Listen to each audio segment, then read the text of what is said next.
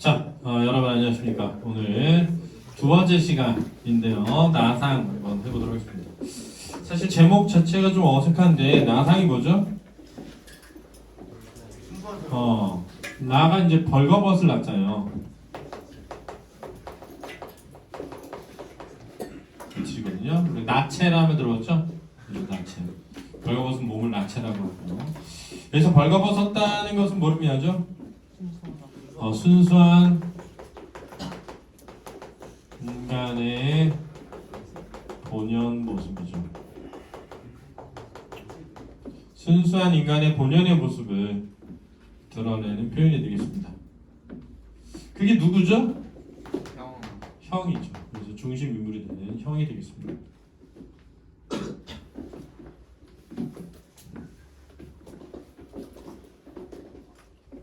그래서 순수한 인간의 모습을 드러내기 위해서 제목을 나상으로 지었고, 나상은 이제 형을 의미하는 표현이죠. 이해됐지? 그렇게 알아둬야 되고, 첫 번째로.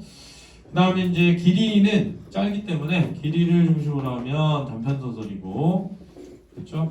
액자 소설이라는 건 선생님이 뭐랬어? 구성에서 나오는 거죠. 외화와 뭐가 있는 거죠? 내화가 있는 것입니다. 그래서 선생님이 A1, B1, B2, A2 이렇게 되는 게 이제 액자식 구성이다 이렇게 얘기하면 되죠. 그럼 액자식 구성에서는 가운데 있는 게 대문자로 되어 있는 이 부분이 바로 무슨 사건이 된다? 중심 사건이 된다라고 했죠. 그렇죠? 외화 바깥에 있는 이야기가 중심 사건이 되면 액자식 구성이 되지 않고 사파적 구성이 된다라고 했었습니다. 생각나지? 그지? 겨울방학 때 같이 공부했던 내용입니다. 그 다음에 성격을 보면 비판적이고 실존적이다 라고 되어 있는데, 여기서 비판적이라는 것은 뭘 비판하는 걸까요? 뭘 비판하는 거지? 전쟁. 전쟁이라고 하는 것이 가지고 있는 어떤 특징을 비판하는 걸까요? 인간을 무슨 한다? 수단화하는 거죠. 인간을 수단화하는 것입니다. 그렇죠? 자, 이거를 이제 반대하면 인간을 수단화해서는 안 돼 라고 할 수 있잖아요. 그죠? 그걸 뭐라고 할까요? 실존적이라고 하는 겁니다. 그렇죠? 이더니 이 실존적이라는 게 뭐냐면 존재적인 가치를 추구하는 것. 이것을 실존적이라고 하는 겁니다. 존재적 가치를 추구함. 존재적 가치를 추구함. 예를 들어서 이제 부모님이 여러분들을 제가 좋은 대학을 가서 그렇죠? 돈을 많이 벌어서 나한테 효도했으면 좋겠다 라는 마음으로 여러분들한테 대한다는 건 여러분을 도구적으로 생각하는 거죠. 도구적 가치. 그러니까 자신의 나중에서의 삶의 어떤 경제적 안정을 위한 도구로서 대하는 것일 수 있죠. 그런 거를 도구적 가치다라고 할 수 있다면, 그렇게 바라보지 않고 그냥 그 자체로, 한 인간 그 자체로 너가 공부를 잘하든 못하든, 그렇죠? 너가 나한테 효도를 하든 안 하든 내가 너를 좋아하고 너를 가치 있게 대접하고 한다면 그건 존재적 가치로서 대하는 것이죠. 그렇죠? 그래서 완전 다른 겁니다. 그렇죠? 이건 두 가지 알아두시고요. 그래서 이 소설은 인간을 도구화하는 전쟁을 비판적으로 바라보면서 동시에 인간 그 자체의 가치를 소중하게 여기자라는 거죠. 근데 생각해봐. 예를 들어서 주인공을 아주 유능하고 훌륭하고 똑똑하고 이런 사람으로 제시하면 가치가 있다 라고 누구나 느낄 수 있죠. 근데 멍청하고 바보 같고 잘 울고 그런 사람도 사실은 인간으로서 존중받고 대접받고 해야 할 뭘 가지고 있다? 가치를 가지고 있다 라는 걸 드러내는 거죠. 그죠? 그러니까 우리가 소설에서 우리 했던 소설 중에서도 보면 아주 바보 같은 인물인데 사실은 마을에서 사람들이 다 놀려. 근데 굳은 일은 다 누가 해? 그 사람이 해. 그런데 어느 날 농민대회에 있다 그래가지고 농민대회에 경욱이 끌고 가자. 마을 사람들 전부 안 가고 차 끌고 갔어. 근데 혼자만 못 끌고 갔다가 경욱이 끌고 갔다가 돌아오는 길에 사고로 뭐 하게 된 거야? 죽게 돼. 이런 소설들의 패턴들도 잘 보면 그런 인물이 등장한다는 거예요. 막 아주 똑똑하고 스마트하고 막 누구나 봐도 가치 있고 막 이런 존재가 아니라 사실은 남들이 볼 땐 조롱받고 별 멸시받고 가치 없어 보이는 존재지만 알고 보면 그런 존재들도 다 뭘 가지고 있다? 가치를 지니고 있죠. 그게 실존적 가치라는 거예요. 그러니까 내가 공부를 잘해야만 내가 우리 이 집안에서 가치가 있는 존재가 되는 것이 아니라 나 자체가 그 가치 자체만으로 나라는 존재 자체만으로도 가치가 있다고 여겨지는 것 그게 사실 소중한 가치죠. 그걸 존재적 가치다라고 합니다. 학원도 똑같다. 내가 아까도 얘기했지만 학원을 그냥 도구적 가치로 이해하는 사람도 있어요. 그러니까 내 성적을 뭐 해주는 곳? 올려주는 곳. 이런 사람도 있어요. 근데 당장 내 성적을 올려주지 못할 것 같아. 그러면 다른 학원은 가는 거죠. 근데 학원은 존재적 가치를 여길 수도 있어요. 뭐냐면 나의 고등학교 시절을 함께 해주는 선생님인 거죠. 그럼 적어도 나는 저런 선생님한테 배우고 싶다. 이럴 수 있잖아요. 근데 뭐 수업 중에 막 욕 엄청 하고 막 애들 막 그래도 거기 붙어가지고 공부하는 애들도 많어. 왜? 성적 올려주니까. 성적 올려주니까. 그치? 그럴 수 있죠. 충분히 인간은 누구나 어떤 가치를 선택할 것인지는 자신의 선택이라고 생각을 하는데 개인적으로 생각할 때는 인생을 멀리 보면 공부는 자기 하는 거고 그리고 내가 늘 얘기하지만 강사들은 불안을 심어줘서 자기 말을 듣게 한단 말이에요. 내 거 안 들으면 아무것도 안 될 것처럼 이거 안 하면 아무것도 안 될 것처럼 이렇게 말한단 말이에요. 그런 게 어딨어 이 세상에. 그치? 공부 내가 하는 거죠. 그렇잖아. 공부 내가 하는 거죠. 그래서 선생님이 아까도 얘기했지만 내가 학원 하면서 나는 그런 생각한단 말이에요. 이 지역에 진짜 잘 가르치는 선생님 소개해가지고 그 선생님 진짜 애들한테 선택을 받게 하고 싶다. 그런 생각하지. 뭐 이 사람이 아니면 뭐 니네는 다 망한다 이런 게 아니잖아. 안 되니까 내가 기도한다 그랬잖아. 망해달라고. 그렇지. 그게 안 되니까 기도하지. 되면 왜 안 하겠니? 자, 그 다음에 이제 보면 한국전쟁 당시부터 그렇죠. 북으로 이송되어 가는 길을 배경으로 하고 있다라고 하는 겁니다. 선생님이 요 전쟁이라고 하는 거 되게 중요하다 그랬죠? 전쟁이라고 하는 거. 전쟁의 가장 중요한 특징이 뭐니? 폭력과 뭐라고? 파괴입니다. 그렇죠? 전쟁이라는 건 폭력과 파괴를 다루고 있습니다. 그렇죠? 그러면 폭력을 당하고 파괴를 당하면 뭐가 남아? 상처가 남기 때문에 그 상처에 치유를 다루는 작품들이 진짜 많다라는 거죠. 그렇죠? 진짜 많다. 보편적으로 이해를 해둬야 돼. 알았지? 보편적으로. 그 니네 왜 엄마의 말뚝이라는 작품도 있잖아. 그 엄마의 말뚝이라는 작품에도 보면 아들이 있잖아. 죽었단 말이야. 전쟁 중에 숨어 있다가. 그렇지? 그래서 엄마가 아들을 지키지 못했다는 그런 상처를 안고 살아가요. 근데 어릴 때 이제 엄마가 손목뼈가 부러졌나? 그랬는데 이제 아들이 모아두었던 저금통장을 깨가지고 엄마한테 사실 산골이라는 말도 안 되는 그 쇠가루 갈아 넣은 약을 엄마한테 사준단 말이야. 엄마가 그게 너무 감동적인 거야. 감동적. 이게 얘기가 이제 스토리가 엄마가 사실은 남편이 죽어요. 맹장염으로. 근데 병원을 가자고 그렇게 얘기를 했는데 식구들이 반대를 하고 구술한단 말이에요. 그러니까 거기서 충격을 받은 거야. 이런 곳에서 애들을 키울 수 없다. 그래가지고 다 애들을 데리고 서울로 간 거야. 그래서 서울에 가서 정말 산동네에 집을 하나 얻어서 말뚝인 거야. 그게 엄마의 말뚝이야. 그러니까 그걸 모르면 전 근대적 세계에서 근대적 세계로의 지향, 나아감이고 그런 어머니의 어떤 의지, 주체적 여성으로서의 모습 이런 걸 다른 작품이거든. 근데 그 소중하게 키운 오빠가 공부도 잘하고 엄마한테 효도도 잘하고 막 그랬던 오빠인데 전쟁이 일어났단 말이야. 그래가지고 왜 전쟁이 일어나면 남자들은 보통 끌려가잖아. 근데 얘가 이제 참여했다가 나왔나 아무튼 그래가지고 숨어 있었는데 그 북한군이 와가지고 총을 쏴서 죽인단 말이에요. 그게 엄마의 말뚝이라는 이야기죠. 그래서 그게 오빠가 어떤 엄마의 그 가장으로서의 말뚝이었는데 나중에는 엄마의 마음 속에 박힌 말뚝이 되는 거지. 상처가 되는 거지. 그래가지고 엄마가 빙판길에서 넘어져 엉덩이뼈가 부러졌는데 이제 수술을 해야 된다고 하는데 엄마가 한사코 겁을 하다가 그 의사가 이제 여기다 쇠를 대는 거라고 하니까 오빠가 사줬던 그 쇠가루 약을 떠올리면서 너 앞으로 좀 와야겠다. 뒤에 건드려져서 흔들리게. 그렇게 돼서 이제 엄마가 수술했는데 이제 노안에 수술하다 보니까 깨어나지 못하는 거지. 깨어나지 못해서 걱정을 받고 있었는데 엄마 깨어난 거야. 엄마 깨어났는데 갑자기 그때 오빠 죽었던 날을 환상으로 보는 거지. 그래서 여기 아무도 없어요. 그러면서 막 엄마가 막 미치는 거래. 딸이 이제 나로 나오는데 딸이 그래서 엄마를 막 흔들어 깨우면서 정신 차리려 하다가 나중에는 그날을 공유하는 거잖아. 딸은 그날의 공포를. 그러니까 엄마가 얼마나 끔찍한지 아는 거야. 차라리 엄마가 죽는 게 낫지.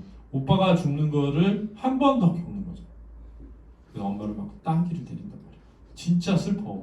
내가 보면 그런 작품들이 진짜 많다. 한국 전쟁을 다룬 작품들. 그 다음에 이제 두 번째는 뭐냐면은 전쟁이라는 건 아까도 지난번에 얘기했지만 인간을 뭐한다? 수단화한단 말이야. 수단화한다. 그렇지? 인간을 수단화해요. 그래서 내가 전에도 얘기했지만 난 전쟁 싫어. 안 되는 거야. 왜냐면 개인이 하는 게 아니야.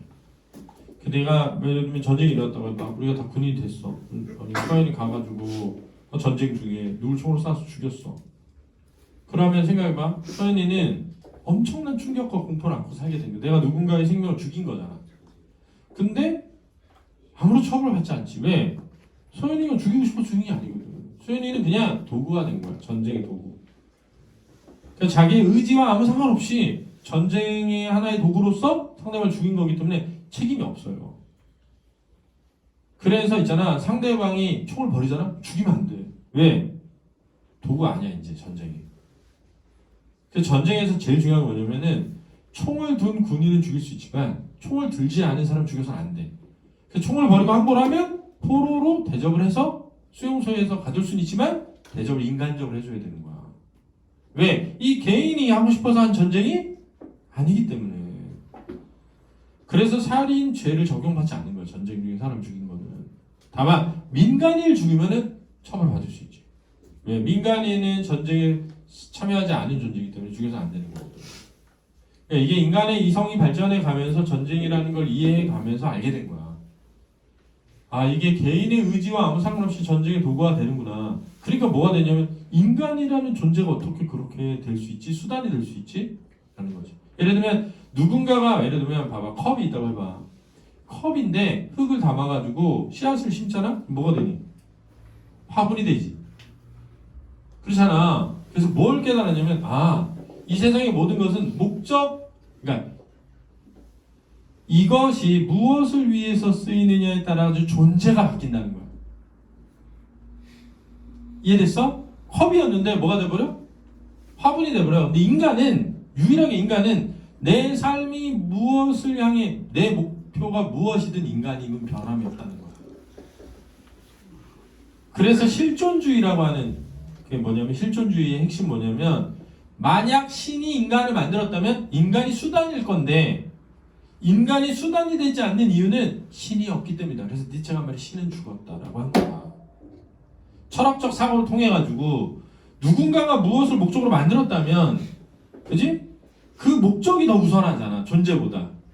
목적이 존재보다 우선할 텐데 인간은 유일하게 목적이 무엇이든 삶의 목적이 무엇이든 존재가 인간이면 변함이 없는 것으로 볼 때 인간은 신이 만든 존재가 아니다라는 거야. 그 신은 죽었다. 그래서 이제 그때 자살 많이 했어요. 젊은 친구들이. 왜냐하면 삶의 목적 상실했다고 느꼈기 때문에. 니네는 이해가 안 되지만 나는 신이다라고 넷플릭스에 나온 드라마 봐봐. 거기 보면 진짜 개쓰레기 같은 인간이 교주라고 나오는데 수만 명이 그 개쓰레기 하는 말을 막 믿고 따라. 그러다가 나중에 그 정명석이 감옥에 갇혔을 때 투신 자살까지 했어.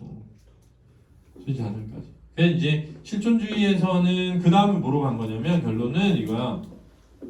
자, 신은 없어.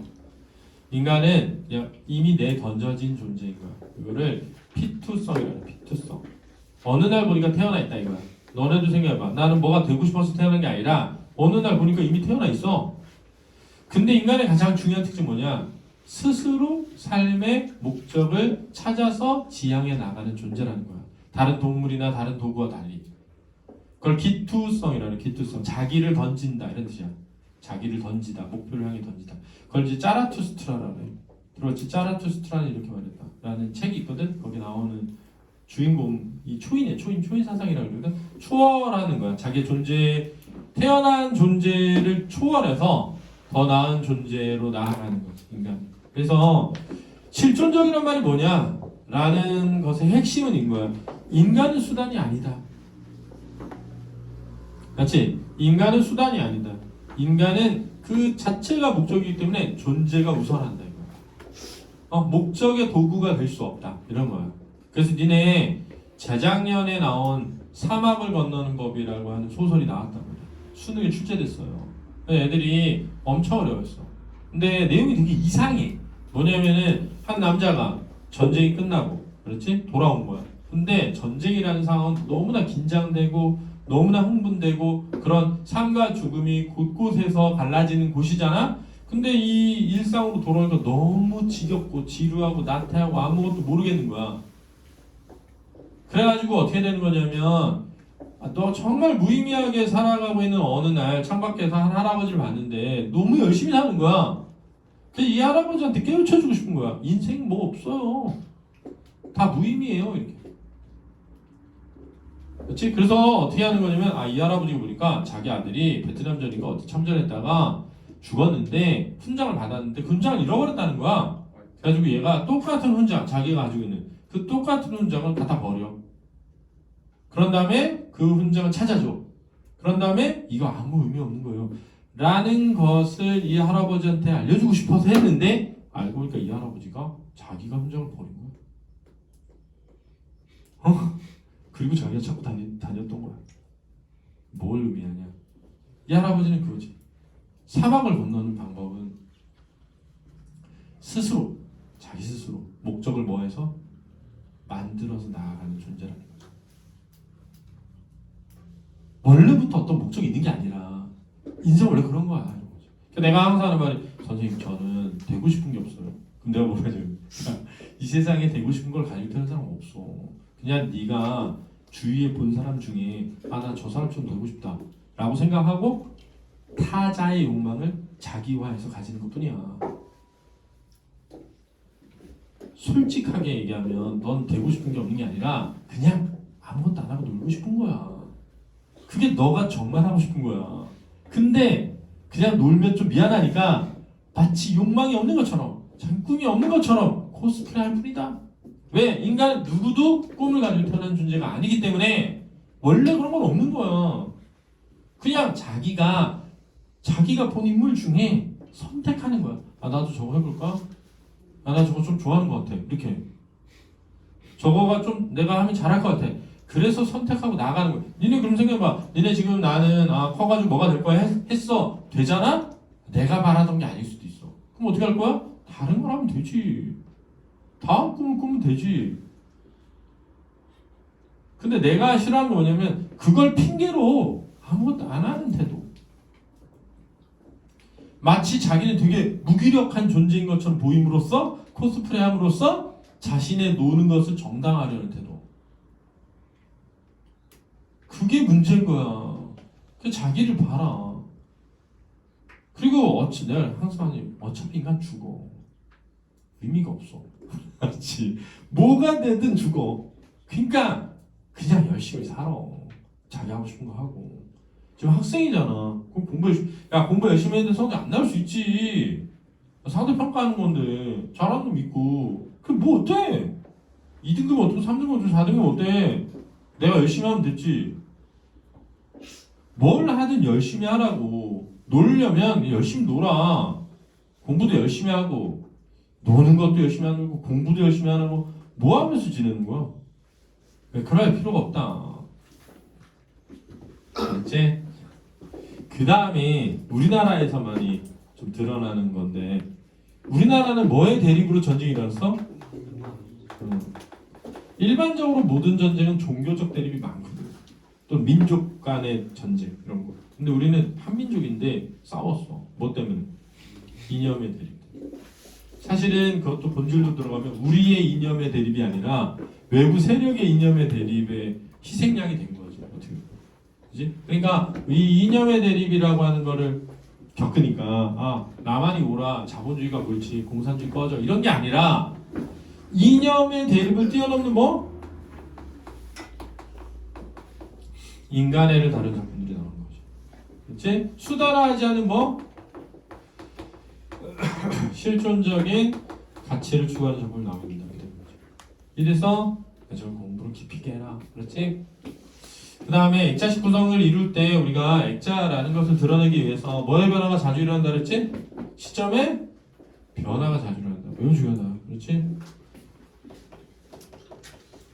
야, 선생님이 중심 사건이 외화랬어, 내화랬어? 내화라 했잖아. 그럼 생각해봐. 내화는 기본적으로 만약에 나가 나오면 1인칭 무슨 시점에 돼? 1인칭 주인공 시점에 돼. 알았지? 그럼 외화에 내가 나와. 그럼 1인칭 무슨 시점에 돼? 관찰자 시점이 된다 그랬잖아. 그래서 보면 외화에 나가 나오거든. 그러니까 1인칭 무슨 시점이야? 관찰자 시점이 되고 내화에 나가 안 나온단 말이야. 그러니까 무슨 시점이 된다? 전지적 작가 시점이 된다. 이렇게 해야 되는 거지. 또 표기만 보고 또 1인칭 주인공 시점이야? 이러지 마. 알았지? 그걸 쓴 게 아니야. 주제는 근원적 인간성의 소중함. 그랬으니까 근원적 인간성. 그러니까 인간 그 자체. 그렇지? 야, 머저리고 아무리 부족하고 아무리 보잘것 없어도 인간이니까 뭐한 존재여야 돼? 소중한 존재였는데 그냥 따발총으로 갈기고 가잖아. 자기네 가는 길이 늦어진다고 사람을 죽이는 게 인간이야? 인간 얼마나 진짜 하찮게 대하는 거야. 인간을. 내가 이번에 열받은 것도 그거야. 아니 95살, 98살 먹으신 할아버지 할머니들이 그 돈 받아서 뭐 하겠다고 그 나이에서 일본하고 소송해가지고 배상을 판결을 받은 거겠니?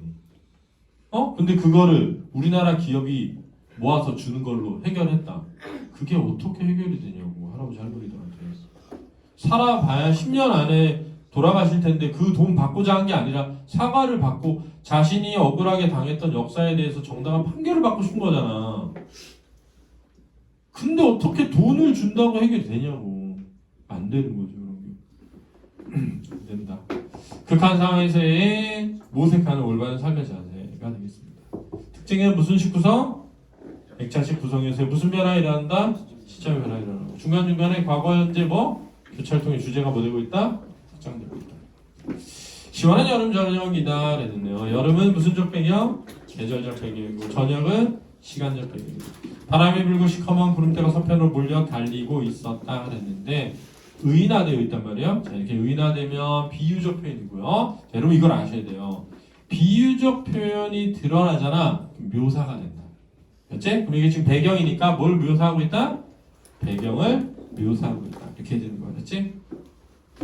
그 구름이 몰려 쌓이는 먼 서편 하늘 끝에서 이 다음 칼날 같은 직법이잖아. 비법이죠. 번개불이 번쩍이곤 했다. 이 편하늘의 별들은 구름 사이사이에서 이상스럽게 파릇파릇 빛났다. 다른 구름 더미를 요리조리 삐져나왔다가는 새로 물려드는 구름 더미에 애처롭게도 휘감기곤 했다. 다 묘사죠. 배경을 묘사하고. 현대 소설에서 이런 배경 묘사가 굉장히 자주 나오는 편입니다. 그렇죠? 고전 소설에서는 묘사가 잘 안 나오는 편이에요. 그렇죠? 묘사가. 집들이 비붕은 깊숙하고도 싸늘한 빛을 물들고 대개는 차가운 물기가 돌았다. 그래서 어두운 분위기를 형성하고 있습니다. 자, 써나 어두운 분위기를 형성하고 어두운 분위기를 형성하고 땅 위에 먼지 불길한 느낌이 들도록 차단한 정적이 흘렀다. 차단한, 차디찬. 철과 나는, 자, 나 동그라미 쳐놓고, 자, 1인칭이잖아요. 그죠? 1인칭 무슨 시점? 관찰자 시점. 베란다 위에 앉아 있었다. 공간적 배경이고요. 막연한 원시적인 공포감 같은 소심한 느낌에 사로잡혀 무한정 묵묵히 앉아 있었다. 그래서 이게 이제 말문을 열게 될 것을 암시하는 건 아니야. 철은 먼 하늘가에 시선을 준 채 연방 담배를 피웠다. 이렇게 한동안 말이 없이 앉았다가 철은 문득 다음과 같은 이야기를 들려 주었다. 그래서 선생님이 1인칭 관찰자 시점에서 자주 나오는 게 무슨 듣기? 전해 듣기다. 생각나지? 1인칭 관찰자 시점에서 정말 자주 나오는 게 무슨 듣기가 나온다? 전해 듣기. 지금 얘가 철이한테 뭐 해야 되는 거야? 전해 듣는 거죠. 누구 얘기를? 철이 자신의 이야기인데 마치 남의 이야기인 것처럼 한단 말이에요. 그렇죠? 전적 시점이든지. 그래서 작품의 외화에서 어디로 간다? 내화로 가게 된다라는 거 꼭 중요하다 알아두세요. 형은 27살이고 동생은 22살이었다 그랬네요. 무슨 시점이야? 전지적? 잠깐 시점이죠. 시점 변화가 일어났다. 여기서 주인공이 누구야? 형이죠. 이 형이 바로 나상에 속합니다. 나상. 그렇죠? 순수한 인간의 본연의 모습을 지닌 존재. 순수한 인간의 본연의 모습을 지닌 존재죠. 형은 둔감했고 위태위태하도록 솔직했고 결국 조금 모자란 사람이었다. 여기서 둔감하다는 건 좀 무디다라는 거죠. 감각이 무디다라는 건데 여기서 이 둔감은 뭐냐면 주어진 현실 상황에 대한 감각이 무디다는 거야. 그렇지? 자기를 둘러싸고 있는 현실에 대한 눈치가 없다. 그런 뜻이야. 그렇지? 사실 약삭 빠르고 눈치가 빠른 사람이면 약간 순수함이 뭐해? 덜하잖아. 순수함이 덜하단 말이야. 솔직하고 모자란 사람이었다. 그래서 결국 조금 모자란 사람이다라고 하는 건 뭐니? 일반적인 사람들의 눈에 비칠 때 이런 뜻이야. 그렇지? 일반적인 사람들의 눈에 비칠 때 좀 모자란 사람이지. 지금 바보 아니야? 왜 이렇게 순수해? 왜 이렇게 당해? 이런 거지. 그렇지? 해방 이듬해 38선을 넘어올 때, 자 해방 이듬해니까 광복이 된 이듬해야. 바로 다음에 모두 긴장해서 숨도 제대로 못 쉬지 못하는 판에 큰 소리로 야 이게 바로 무슨 8선이구나요. 자 순수하지만 눈치가 없다. 순수하지만 눈치가 없다. 긴장해서 숨도 못 쉴 때 막 아무 긴장감 없죠. 일에 나서 이렇게 해서 일행 모두의 간담을 서늘하게 한 일이 있었다. 왜냐하면 38선을 넘어올 때 몰래 넘어오는 것이 있단 말이야. 왜냐하면 이래 생각해봐. 해방이 됐어. 근데 자유롭게 왔다 갔다 하던 곳이었는데 어느 날 갑자기 이 북쪽으로 못 간다고 선을 긋는다면 사람 난리가 났겠지, 그지? 왜 자기의 생계나 또는 자기의 가족이나 누구랑 헤어져 있는 사람들도 있었을 거 아니니. 그런 사람들 빨리 그곳으로 가야 되니까, 그지? 형은 엉엉 울어. 아버지는 그때도 형을 쥐어박았고 형은 엉엉 울었고 어머니도 찔끔찔끔 울었다. 아버지는 애초부터 이 형을 단념하고 있었고 어머니는 불쌍해서 있다곤 찔끔거리곤 했다. 자 여기서 이제 어머니와 아버지의 형에 대한 태도가 드러나죠. 이해됐지? 어머니는 형에 대한 연민의 태도를 지니고 있다라고 예수님이 말하지. 아버지는 형이 못마땅했던 거죠. 그렇지? 아버지는 형이 못마땅했던 거죠. 기준에 미치지 못하는 것이 못마땅한 거죠. 형은 엉엉 울었고 이런 대신 형이 성격이 부각돼요. 어떠니? 순진하고 순수하죠. 그렇죠? 니네 같으면 어떻게 했어? 아빠가 쥐어박았어. 왜 때려? 이럴 수도 있잖아. 그렇지? 왜 때리냐고 이럴 수도 있잖아. 아빠한테 막 개길 수도 있죠. 야, 주한이 그런 사람이 아니야. 주한이 혼낼 사람이 아니야. 내가 대접받고 살아 집에서. 엄마가 대접받고 사는데. 자, 물론 평소에 동생에 대한 형으로서의 채무나 위신 같은 것도 전혀 신경 쓰지 않아서 이미 철들자부터 형을 대하는 동생의 눈 언저리와 입가에 늘 쓴 웃음 같은 것이 어디어 있었으니. 자 여기서 보면 형을 대하는 동생의 눈 언저리 입가에 늘 쓴 웃음 같은 것이 어려 있다. 이게 냉소적 태도죠. 냉소적 태도. 즉 동생이 형을 약간 뭐 하는 거야? 무시하는 거죠. 동생이 형을 약간 무시하는 거죠. 그런 감정이 들 것 같아요. 예를 들면 형이 동네 바보야. 그러면 여러분 형이라고 하지 말라고 그런 거 있잖아. 동생아 같이 가자. 그럼 꺼지라고 말하면서 막 내가 뭐라 했어? 길에서 동생이라고 하지 말라 그랬지. 그래서 야 너 이제 내 길가에서 만나면 아는 척 하지 말라고 이럴 거 아니야. 저는 그렇게 하진 않습니다. 저는 우리 형이 무서운 사람이기 때문에 그렇게 할 수 없었어요. 자, 하얀 살갗의 여인 얼굴에 쓴 웃음은 동생의 오연한 성미와 잘 어울려 있었다. 자, 오연하다가 뭐니? 거만하다. 그렇지, 거만하다. 그러면 이렇게 형과 동생의 성격이 뭐돼? 대비됨으로써 사실 우리가 이 세상을 잘 봐. 좀 현명하게 살려면 동생처럼 살아야지 할 수도 있단 말이야. 전쟁 중에 목숨을 뭐 하려면 잃지 않고 살아나가려면 약삭빠르게 살아야 되니까. 근데 사실 이 소설의 그 글쓴이가 보여주고자 하는 건 오히려 진짜 올바른 삶은 형이 아닐까라는 거예요. 그렇죠? 형의 삶의 모습이 진짜 인간의 본연의 순수한 모습이 아닐까라는 거예요. 어머니 형에 대한 아버지의 단념이나 동생이 이러한 투가 더 서러웠는지도 몰랐다. 여기서 이제 어머니의 성격이 형성되는 거야. 어떤 거야? 사랑으로 대하는 거죠. 그러니까 여기서 보면 어머니라는 존재는 사실은 대상을 본질 그 자체로 존재 그 자체로 대하죠. 그래서 우리도 니네도 왜 가족 중에서 보면 요즘 좀 변하기는 하는 세대가 많이 변하겠는데 우리 때만 해도 아버지 무섭고 약간 뭐 나 싫어하고 막 어떤 기준에 못 미치면 못마땅해 하고 이런 존재를 많이 나왔거든. 어머니는 보호하고 위해주고 감싸주고 그런 존재를 많이 나오고 그지? 여기서도 이제 그런 거죠. 그러나 형은 아버지나 어머니나 동생의 표정에 구애 없이 하루하루가 그저 천하태평이었다. 구애 없이는 뭐야? 얽매이는 것 없이, 얽매임 없이, 얽매임, 리을기어, 거리낌 없이. 자, 이 부분도 형의 뭘 드러내? 성격을 드러내죠. 순수하고 순진한 성격을 드러내고 있다. 야, 이거 직접 제시니 간접 제시니? 간접 제시다. 왜냐하면 봐봐, 형이 아버지나 어머니, 동생의 태도를 보고 한 행동이지. 천하태평이었다는 형의 행동이지. 형의 성격이 아니야. 형의 성격은 뭔데? 순진하구만. 이게 성격이지. 그렇지? 사변이 일어나자 무슨 사변? 6.25 사변. 시대적 배경을 하고 형제가 다 군인의 몸이 됐다. 1951년 가을 제각기 북의 포로로 잡혀 북쪽 후방으로 인계대에 가다가 둘은 더럽 만났다. 그러니까 전쟁터에서는 서로 소식을 모르고 있다가 포로가 된 상태에서 둘이 뭐 하게 된 거야? 만나게 된 거죠. 사실은 막 되게 심플하게 처리했어. 되게 짧고 간결하게 처리되어 있는데 되게 비극적이지. 형제가 둘 다 전쟁터에 끌려갔는데 둘 다 뭐가 돼서? 포로가 되어서 만나게 된 거죠. 그지? 해가 질 무렵에 무너진 통천읍 거리에서였다. 네, 통천읍은 강원도에 있는 곳입니다. 형은 대뜸 울음포를 터뜨렸다. 자, 여기에서 대뜸 울음포를 터뜨렸다라는 부분에서 형이 뭐가 드러난다?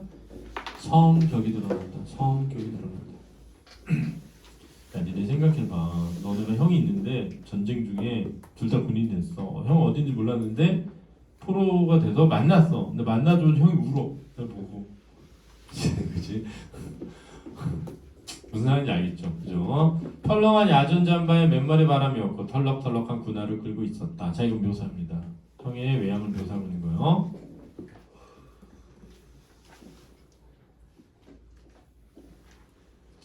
동생도 한순간 흠칫했으나 형이 울음을 터뜨리자 난처한 살그머니 외면을 했다. 자, 여기서 형과 뭐를 두려는? 거리를 두려는 동생의 행동이 보이고요. 이런 데에서도 동생의 성격이 드러나는 거지, 그지? 약간 오연한 성미에다가 형이 결국 자신이 포로로 가는 상황에 도움이 되지 않을 것이라고 생각하는 거지. 형은 그런 모든 것을 뭐하지 않고 고려하지 않고 순수한 벌거벗은 그 자체로 동생을 만난 기쁨과 또 한편으로는 동생을 만난 멋을 품을 드러내는 거죠. 그러니까 원래 인간이라면 그래야 되는 거 아니야? 원래 인간이라면 전쟁 중에 포로가 된 동생을 포로가 된 처지에서 만났으면 슬프잖아. 울어야 되잖아. 그지? 너 어디 다친 데는 없냐? 이렇게 물어봐야 되잖아. 근데 사실 그렇게 하는 게 내가 여기서 포로로 끌려가는 중에 살아남는데 도움이 될지 안 될지 따지고 하는 게 인간이잖아. 이게 대비가 되는 거죠. 그러니까 여기서 형과 동생의 대비는, 그렇지? 이 주제와 밀접하게 연결되어 있는 거야. 그렇지? 꼭 알아둬라. 형에 비해서 주제가 조금 깔끔해서 주제는 몰골이야, 몰골. 변변하지 못한 몰골. 네 주제 할 때 있잖아. 네 주제 형편? 그래서 변변치 못한 형편. 자, 여기서 주제가 좀 깔끔해서 변변치 못한 몰골이지만 좀 깔깔해서 산뜻한 초록색 군 작업복 차림이었다. 그래서 지금 외양도 서로 뭐 대해놨어? 대비해놨죠. 하는 행위의 대비와 외양의 대비가 동시에 드러나고 있다는 거야. 이 행위의 대비와 외양의 대비를 통해서 형의 성격이 뭐 된다? 부각되고 이 형의 성격이 나상이라는 제목이랑 연결되면서 주제를 강화하는 거야. 10월달 밤이라 꽤 선들선들했다. 멀리 초일의 달 밑에 태백산 줄지기가 서늘히 뻗어 있었다. 멀리에 초일의 날 달의 모양이 있는 거야. 그렇지? 초일의 날 7일쯤 되는, 그러니까 보름 되기 전 반달. 그 초일의 날 달 밑으로 태백산 줄기가 서늘하게 뻗어 있었다. 촉각적 이미지고. 형은 동생 곁에 누워 자꾸 쿨럭거리기만 했다. 자, 어른스럽지 못한 행동이죠. 일행 모두가 잠들었을 무렵 경비병들도 사라진 불 곁에 잠깐 둘러앉아 잠이 들었다. 하늘 한복판에 이따금 끼룩끼룩 밤기러기가 울며 지나갔다. 중략 부분의 줄거리. 형은 고향과 가족 생각에 쿨쩍쿨쩍 울며 넋두리를 하지만 동생이 아무 반응이 없다. 자, 여기 중요하다. 동생의 반응의 변화가 이 주제에 연결돼 있다. 그렇지? 자, 동생의 반응의 변화가 뭐에 연결된다? 주제에 연결된다고. 이 반응의 변화는 결국 인간적인 형의 모습에 뭐 하게 된 거야? 공감을 느끼게 된 거야. 그동안은 바보 같은 멍청한 가까이 가고 싶지 않은 형이었다면 이게 진짜 순수하고 순진한 진짜 모습이구나 인간의 라는 걸 깨닫게 되면서 주제가 드러난다. 사흘째 되던 밤부터 형은 경비병에게 얻은 밥 한 덩이를 동생과 나눠 먹곤 한다. 이런 데서도 형의 뭐가 드러나? 성격이 드러나죠. 그죠? 생각해봐. 먹을 거 나오면 누구부터? 야, 지금 전쟁 중에 포로로 끌려왔는데 나부터 먹고 살아야지 라고 생각할 수 있잖아. 니네 더글로리 안 봤지? 내가 강력한 스포를 하자면 거기에 보면 그 원래 1화에서 엄마가 최대 적이란 말이야. 누구의? 문동은이. 그러니까 결국은 문동은이 자기 자퇴하게 되는 이유를 학폭 때문이라고 썼는데 학폭 때문이 아니라고 누가 사인해줘? 엄마가 사인해준단 말이야. 그러니까 엄마는 뭐에 팔린 거야? 돈에 딸을 판 거죠. 돈에 딸을 판 거라고. 근데 이제 그 똑같은 방식으로 할 때 보면 야, 딸아 나 살고 너 살아야지 이런 거야. 그럼 이거지. 형이 살아야 너도 살지. 그래서 형이 먼저 먹는 거지. 그런 인간이 있는가 하면 먹을 게 있는데 그런 거 따지지 않고 동생하고 먼저 뭐하는? 나눠 먹는. 근데 오아시스라는 영화 옛날에 있었거든. 오아시스라는 영화가 뭐냐면 동생이 있는데 망나니야. 걔 망나니야. 정말 집에서 골칫덩어리야. 그런데 어느 날 그 집의 희망인 형이 교통사고를 내요. 그래서 교통사고를 내서 사람이 죽었나? 그랬어. 내가 지금 정확하지 않는다. 근데 그걸 누가 운전한 것처럼 동생이 운전한 것처럼 하는 거야. 왜? 넌 어차피 뭐니까? 망나니니까. 그러니까 그 상황에서 죄를 지은 사람이 벌을 받아야 된다는 책임의식이 없는 거야. 인간의 순서. 계산하는 거죠. 누가 감옥에 들어가는 게 더 우리 가족을 위해서 이익이 될까? 이렇게 계산하는 거잖아. 어차피 형이 감옥에 들어가면 우리 집안에 경제적으로 도움을 줄 수 있는 사람이 없어지니까 너도 힘드니 네가 형 대신 들어가렴 이렇게 되는 거거든. 그래가지고 거기에 이제 감옥에 들어간 사람이 이제 나중에 출소를 했는데 길에서 지체 장애인인 여성을 만나서 사랑하게 되는 그런 내용이 오아시스라는 영화입니다. 나중에 한번 시간 되면 보셔요. 좋은 영화입니다. 자, 그렇다. 그런데 이렇게 지내면서 동생은 형의 인간적인 모습에 마음을 열고 형이 울면 외면하지 않고 함께 울게 된다. 저기서 태도에 뭐가 드러난다? 변화가 드러나게 되고 이 태도의 변화를 통해서 주제가 구현된다. 일행이 원산에 다다르자 북의 경비병이 모두 바뀐다. 이날 밤의 감시는 밤새도록 엄했다. 바깥은 첫눈이 흩날리고 있었다. 자, 여기서 첫눈은 시간의 경과를 드러내죠. 그렇죠? 가을에서 뭐가 된 거야? 겨울이 된 거죠. 그럼 겨울이 되었다는 것은 포로들에게 더 좋은 환경이 된 거야? 더 혹독한 환경이 된 거야? 그렇죠. 그래서 시련이 강화되는 거고요. 그 다음에 첫눈은 형의 동심을 불러일으키는 소재가 됩니다. 사실 포로로 끌려가면서 겨울철 언제 죽을지도 모르는데 첫눈을 보고 좋아하기가 쉬워 어렵죠. 그걸 보고 좋아한다는 건 아직 어떤 마음이 존재한다? 순수함이 존재한다라고 할 수 있는 것입니다. 형 눈을 그치고 볼수록 야 눈이 내린다 눈이 벌써 겨울이 다 됐네 천진난만하죠. 물론 감시병들이 감시가 심하니까 동생이 귀에다 입을 대지 않고 이렇게 혼자 소리처럼 짓거렸다 그랬단 말이야. 자 이렇게 혼자 소리처럼 짓거렸다 몇 줄 봐봐. 혼자 소리처럼 짓거렸다 이렇게 했잖아. 이게 뭐야? 독백이죠. 그렇죠? 독백입니다. 자 독백이라는 건 혼자 하는 말을 뜻해요. 그렇죠? 독백을 하듯이 한 거야. 알았지? 사실은 누구한테 하고 싶은데 동생한테 말하고 싶은데 이렇게 끌려가면서 동생하고 말하고 그러면 돼안돼? 왜 안 되니? 왜 안 되는 거야? 탈출하려고 얘기하는 걸로 생각할 수 있기 때문에. 그래서 죄수 간의 대화를 엄격히 뭐해? 금지하고 있단 말이야. 우리들이 그 감옥에서도 있잖아. 대화하는 거 외부인하고 대화하거나 이런 거 못하게 해. 그래가지고 더글로리 한 장면에 보면은 거기 주여정이라는 애가 자기 아버지 죽인 살인자를 중간에 우연히 만나요. 교도소 갔다가. 근데 그 교도사는 주여정 씨 이러면서 막 다가가지고 말해. 그러니까 막 팍팍 들면서 떨어지세요. 이러면서 막 재소자 뭐 대화하면 안 됩니다 이렇게 말한단 말이야. 대화 못하게 하죠. 그렇지? 저것 봐 저기 에이 모두 잠만 자고 있네. 동생의 허리를 쿡쿡 찌르기만 하면서. 그렇죠? 어느새 양덕도 지났다. 공간의 이동. 저 공간의 변화. 장면이 바뀌는 거야.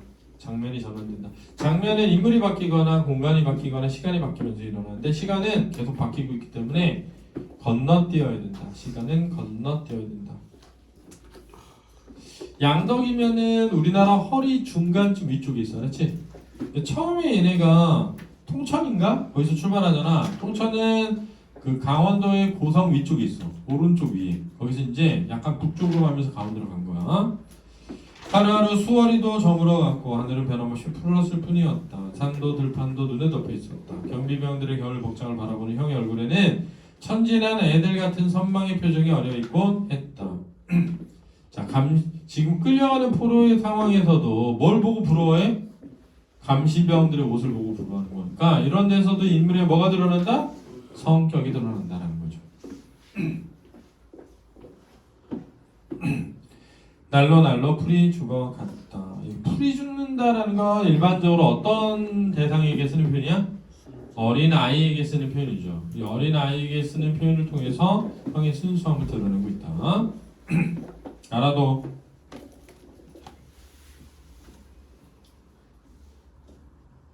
어느 날 밤이었다. 일행도 경비병들도 모두 잠잤을 무렵에 형은 또 동생의 귀에 입을 대고 이 집에 와서 늘 그렇듯 별나게 가라앉은 목소리로 그 새끼 생각이 난다. 마음이 꽤 좋았대 양이 이렇게. 그래서 그 새끼는 잘해주던 경비병입니다. 그렇죠? 형에게 밥을 챙겨주던 경비병이고 그 경비병이 있었기 때문에 그 밥을 나눠주기도 했던 거예요.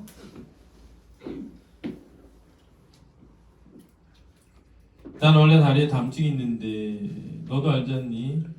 요새 좀 이상한 것 같다. 자 이게 바로 비극적 결말 암시하는 비극적 결말 암시함. 자 이 담증은 형과 동생 사이의 갈등을 유발한다. 맞니? 아니다. 절대 안 된다. 알았지? 그렇게 하면 안 돼. 학원에 해주기 웃었다. 갈등의 유발 요소가 아니다. 동생이 놀라고 왔다. 여느 때 없이 형은 쓸쓸하게 웃으면서 두 팔로 동생의 어깨를 천천히 끌어안으면서 질성아 야 음석 춥다 이렇게. 사실은 이제 형은 다리가 많이 아프고 지금 불길함을 느끼고 있는데 동생한테 얘기는 했는데 동생이 뭐 할까봐? 걱정할까봐 말을 자세히 하지 않는 거야. 저 말이다. 엄마는 날 불쌍히 여겼대 야잉. 야 칠성아 내 다리가 좀 이상한 것 같다 야잉. 자 형의 상황이 드러나고 비극적 결말 암시되고 있다. 동생의 눈에서 다시 눈물이 비어져 나왔다. 형에 대한 뭐 때문이야? 걱정 때문인데 이러한 동생의 눈물은 형과 동생 사이의 거리가 뭐였다? 가까워졌다는 것을 드러내는 표현이야. 형은 변한간 두 눈이 휘둥그레져 동생의 얼굴을 멀끔히 마주 쳐다보더니 왜 우니 왜 울어 왜 어서 그치지 못하겠니 하면서 도리어 제 편에서 또 울음을 터뜨리고 있었다. 왜? 울고 있는 동생의 모습을 보니까 슬픈 거죠. 그죠?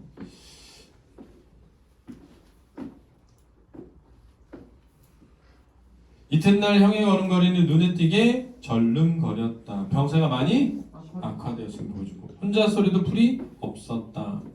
그만큼 걸었으면 무던히 왔구만서도 자 이 정도 걸었으면 많이 왔는데 뜻이야. 에이 이제 좀 그만 걷지들 무던히 걸었구만서도 하고서 주위 경비병들을 흘금 견눈질해 보았다. 왜 이런 말 하는 거야? 다리가 많이 아프기 때문에. 경비병들은 물론 아는 척도 안 했다. 밖에 사람들은 꽤나 사나운 패들이었다. 무리들이었다.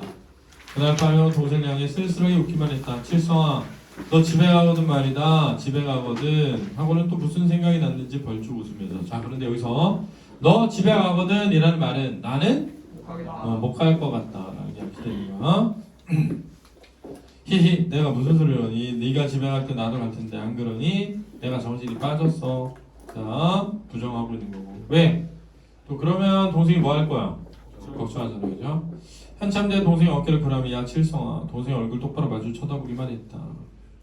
자, 이 똑바로 마주 쳐다보기만 했다는 건 하고 싶은 말이 있지만 하지를 못하고 있는 거죠. 바깥에 바람이 셌다. 거정문이 습기어린 소리를 내며 열리고 닫히곤 하였다. 문이 열릴 때마다 눈 덮인 초라한 들판이 부유스름하게 아늑히 뻗었다. 그래서 또 비참한 처지 드러내 열악한 처지를 드러낸다. 동생의 눈에서 또 눈물이 삐어져 났다. 형은 또 덜컥 성을 내며 왜 우니 왜 하고 제편에서 더 울었다. 전쟁이라는 극한의 상황에서 그지 슬픔을 뭐하고 서로 공유하고 있는 거죠. 공감하고 있는 거예요. 며칠이 지난 수로경의 걸음 더 절룩거려졌다. 행렬 속에도 별로 혼자 소리를 짓거리지 않았다. 왜? 걷는 것만으로도 힘들었기 때문에. 알았지? 얘는 나중에 걷는 것 자체가 힘들면 말이 어떻게 돼? 없어진다. 그렇지? 그래서 최근에 무슨 서진인가 하는 거 잠깐 봤는데 거기 보면 손님들이 많이 오면서 막 힘들어지니까 거기 일하는 애들이 말이 없어져. 일하는 것만 보여. 그래서 거기 자막이 이렇게 나오더라고. 점점 말이 없어지고 이렇게. 힘드니까. 그지? 힘들면 말이 없어진다. 자, 평소에 형답지 않은 꽤나 조심스러운 낯생겼다. 둘레를 두리번거리며 경비병의 눈치를 흘금거리기만 했다. 이젠 밤에도 동생이 귀에 입을 대고 이것저것 짓거리지 않았다. 그러나 먼 개 짖는 소리 같은 것은 여전히 흠칫흠칫 놀라곤 했다. 동생은 또 참다 못해 눈물이 흘렀다. 왜? 형의 모습이 안쓰러워서. 그렇죠. 형의 모습이 안쓰러워서.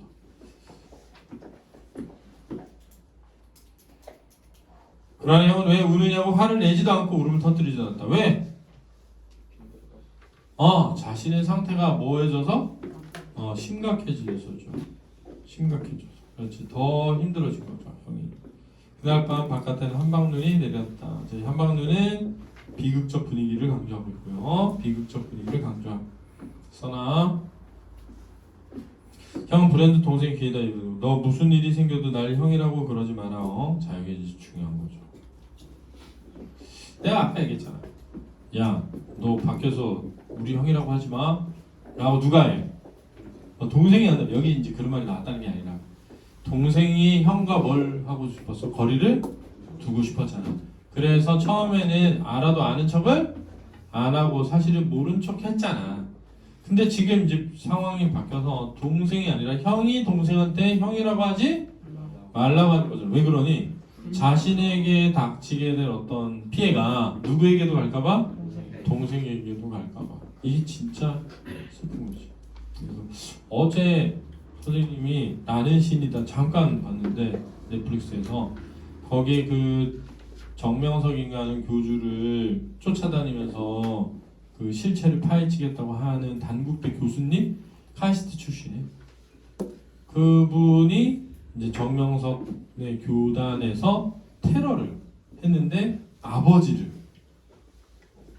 테러를 해가지고 얼굴뼈가 함몰됐더라고요. 그래가지고 눈을 감지 못할 정도로 심각하게. 근데 그 아버지가 하는 말이 처음 한 말이 뭐야? 천만다행이다. 왜? 자기가 당해서 너가 아니라. 그런 게 있잖아. 순수한 인간의 어떤 사랑이죠. 이런 데서 자 동생에게 너 형 아니죠 하지마 라고 하는 이 말에서 이 형이라는 인간이 사실은 굉장히 바보 같지만 순수하고 훌륭한 인간임을 드러내는 표현인 거예요. 그치? 여느 때에 답지 않게 숙성한 사람 같은 억양이었다. 숙성한 거꾸로 하면 뭐야? 성숙한. 울지도 말고 모른 채만 해. 꼭 동생은 불어 큰 소리로 야 눈이 내린다 하고 일부러 무슨 척을 하는 거야? 밝은 척을 하죠. 그리고 이러한 일부러 하는 말인 밝은 척하는 이 말이 비극적인 결말을 뭐 한다고? 도주시키는 거야. 형이 짓거릴 소리를 지금 자기가 대신 하고 있다고 생각했다. 그러나 이미 형은 그저 뚝하니 굳은 표정이었다. 이런 거 보면 약간 우리 영화에 그거 뭐지?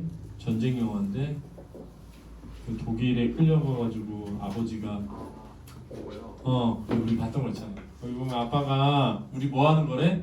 게임하는 거고 이 게임에서 1등하면 탱크 탈 수 있다고 그 이탈리아 갑자기 생각이 안 나네. 아무튼 그거 진짜 슬프거든요. 거기도 보면은 약간 아버지가 아들한테 하는 게 이런 거죠. 동생은 안타깝게 울었다. 형을 끌어안고 귀에다 입을 대고 형아 정신 차려. 자 여기서 이제 그동안 누가 해오던 행동? 형이 해오던 행동을 동생이 하게 되는 거죠. 그죠?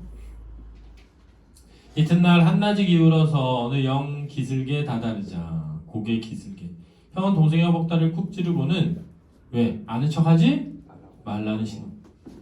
걷던 자리에 털썩 주저앉고 말았다. 형의 걸음걸이를 주위에 보아오던 한 사람이 뒤에서 따발총을 휘둘러 쏘았다. 형은 앉은 채 옆으로 고꾸라졌다. 그 사람은 총을 어깨에 둘러대며 며칠을 더 살겠다고 뻐득대기. 이제 전쟁의 폭력성과 비극성이 굉장히 압축적으로 드러나는 표현이에요. 왜냐하면 생각해봐. 자세하게 막 길게 이야기가 전개되지 않고 굉장히 짧은 순간에 형이 뭐 하게 되는 거야? 죽어요. 그동안 진짜 어떻게 보면 되게 무의미하다고 느낄 정도의 대화를 형과 동생이 막 하잖아. 그거를 길게 묘사해 왔는데 급작스럽게 그냥 갑자기 형이 푹 찌르고 쓰러졌어. 그럼 보통은 너 왜 그래 일어나 이래야 되잖아. 쓰러졌어. 어떻게? 따발총을 갈겨. 그리고 내뱉는 말을 봐봐. 며칠을 더 살겠다고 뻐득대니. 그러니까 인간을 인간으로 취급하지를 않는 거죠. 그치? 행군에 가는데 걸리적거리는 존재로만 여긴 거죠. 그러면 그냥 놓고 가든지. 그렇지 않냐? 그럼 그냥 오지 말라고 놓고 가든지. 진짜 전쟁의 비극성이죠. 그래서 전쟁의 폭력성, 인간성의 상실, 비극성을 아주 집약해서 압축적으로 뭐하고 있다? 드러내고 있다. 중요하다. 이 경비병의 행동과 경비병의 말을 통해서 전쟁의 폭력성과 비극성을 집약적으로 뭐하고 있다? 드러내고 있다. 철의 얘기란 대강 이러했다. 자, 이 부분이 이제 내화에서 뭘로? 외화로 변화하는 부분이죠. 여름 날씨란 변덕도 심하다. 금세 한 소나기 쏟아질 것 같던 서편 하늘의 구름이 어느새 씻은 듯 없어졌다. 온 하늘의 별들만 새파랗게 깔려있고 초일의 딸이 한복판에 허전히 걸려 있었다. 바람은 싱싱 더욱 세차게 불고 집집의 지붕들은 깊숙하고 싸늘한 빛으로 물들고 땅 위에는 차단한 정적이 흘렀다. 철은 나에게 형제 중에 누가 더 둔감했다고 보는지 물은 후 자, 원래는 누가 둔감해? 형. 그러나 결론적으로 누가 둔감한 거야? 나죠. 동생이죠. 왜? 뭐에 둔감한 거지? 순수한 인간성에. 자, 옷을 여러 겹 입어서 인간성에 너무 뭐해졌다? 둔감해져 있었던 게 누구였다? 동생이었다는 거지. 그렇지? 동생이 만포진 수용소에 있다가 포로교한테 나왔다고 말한다. 그리고 자신의 어느 쪽 이름이 칠성이었음을 고백하며 자 이러면서 이제 그 이야기가 누구의 이야기? 자기 이야기. 현실에 순응하며 살았던 자신의 삶이 옳은 것인지 회의한다. 현실에 순응하면서 살았던 이게 바로 굉장히 예민하게 살았다라고 생각했는데 그지? 인간성에 둔감했던 자신의 모습을 반성하는 거죠.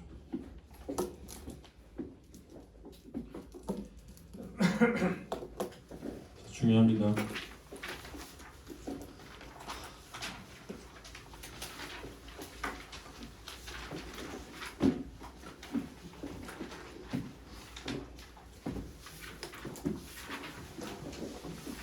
자, 뒤에 넘겨보면 몇 시니? 50분이요. 11시 50분이요? 10분 남았군요. 빨리 하고.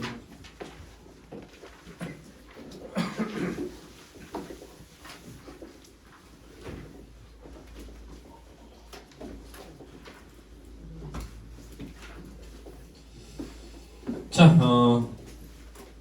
일단 넘기셔서 형과 동생의 성격을 파악해보자. 형은 둔감하고 어리숙하고 상황을 고려하지 않고 순수하고 천진난만하죠.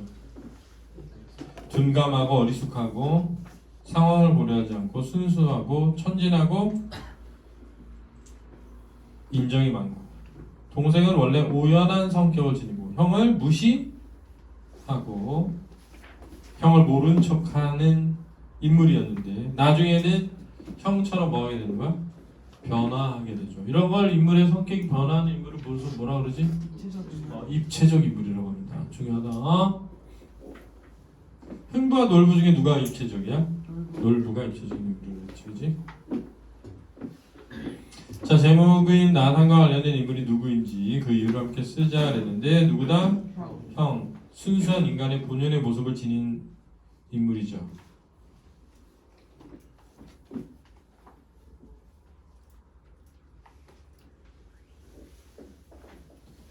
또 외부의 폭력으로부터 무방비하게 노출되죠. 자, 외부의 폭력으로부터 무방비하게 노출된다라고 한단 말이야. 무방비하다는 건 뭘 입은 거야, 못 입은 거야? 못 입은 거죠. 그렇죠?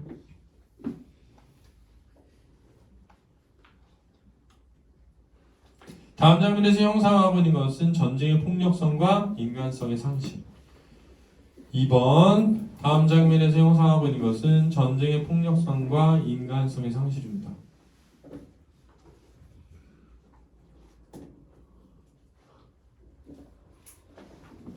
자, 액자식 구성을 가지고 있는데 바깥 이야기는 나와 철의 대화고 내부 이야기는 철이가 자신의 이야기를 마치 남의 이야기인 것처럼 뭐 하고 있는 거야?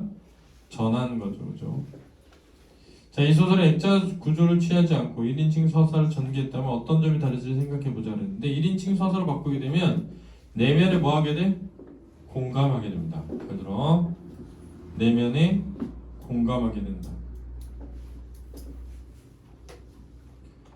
됐니? 그렇지? 자 이제 잘 봐. 그런데 1인칭 서술자니까 서술의 제약이 따르게 돼.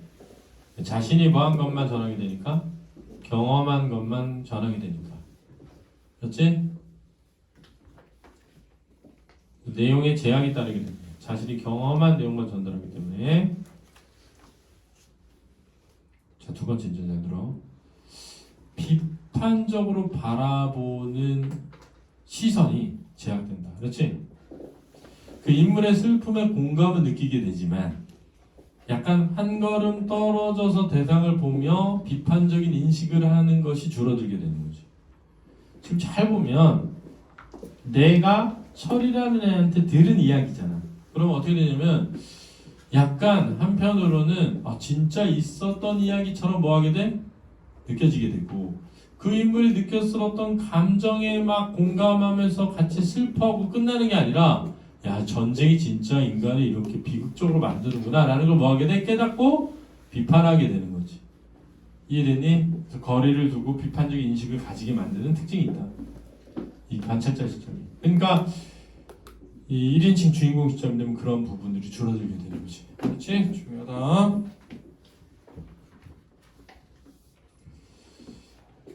자, 다음은 외부 이야기의 결말에서 철이가 한 말이고 이를 바탕으로 액자 구조가 작품의 주제를 형성하는데 어떤 영향을 미쳤을지 논의해보자. 네. 자, 넌 어떻게 생각하니? 형이라는 사람의 모자람이라든가 혹의 둔감함이라는 것을 결국 형의 둔감이란 어떤 표준에 의한 의례적인 몸짓이나 상냥함, 상대편 눈치에 적응함, 냉연할 수 있는 능력의 결핍 이런 것을 두고 하는 말이 아니겠냐는 말이다. 자, 그러면 결론은 뭐냐면 삶에 유리하기 위해서, 그렇지? 삶에 유리하기 위해서 자신에게 이익이 되기 위해서 하는 행동에 둔감한 거죠. 그러나 동생은 그렇지 않았다. 그 표준에 의거해 생활을 다루어 나아가는 마음의 긴장도 잃지 않았다. 즉 일정한 표준의 울타리 속에 민감하다든가 우아하다든가 교양이 높다든가 앞날이 촉망된다든가 이런 소리를 들을 수 있었다. 역시 아버지라는 사람도 이런 표준에 의해 큰아들을 단념했고 어머니는 큰아들을 불쌍히 여기고 있었던 것이다. 여기 중요한데 왜냐면 어머니는 그렇게 보지 않았다 이러면 안 돼. 어머니는 형에 대해서 불쌍하게 여겼잖아. 그럼 어머니가 형에 대해 불쌍하게 여겼다는 건 어머니도 형을 모자라게 생각하고 그 모자람이 불쌍했던 거야. 그렇지? 그러니까 아버지가 대하는 태도, 어머니가 대하는 태도는 달랐단 말이야. 아버지는 기준에 미치지 못하는 형을 보면서 못마땅해 하고 혼을 낸 거고 어머니는 기준에 미치지 못하는 형을 보면서 불쌍하게 여긴 거지. 그지? 그럼 공통점 뭐야? 형이 뭐에 미치지 못한다? 기준에 미치지 못한다고 생각하는 데에서는 뭐하다? 공통적이라고 할 수 있다. 중요하다.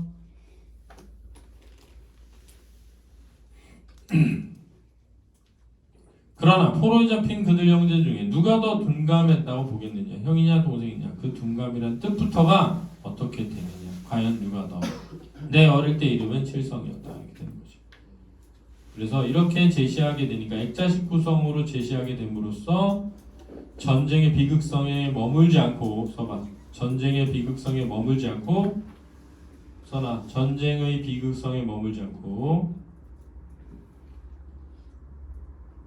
자, 전쟁의 비극성에 머물러서 슬퍼하면서 끝나는 게 아니라 이 뜻이 알았지?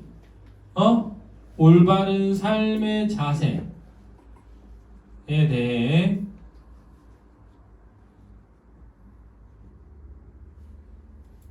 고민하여 주제가 확대돼. 중요하다 이거. 이 소설이 단지 전쟁이 되게 비극적이고 폭력적이야 라는 데 머물지 않고 우리가 어떻게 살아야 하는 것일까 라는 삶의 올바른 자세에 대해 뭐하게 한다? 생각하게 된다라는 거야. 이런 액자식 구성을 통해서. 알았니? 밑에는 각자 해보시고 작품 갈무리는 중요하니까 꼭 읽어야 됩니다. 알았죠? 자, 우리 다음 시간에 뭐 나간다고? 네, 국어대결이 아닙니다. 이춘풍전부터 나가겠습니다. 수고하셨습니다.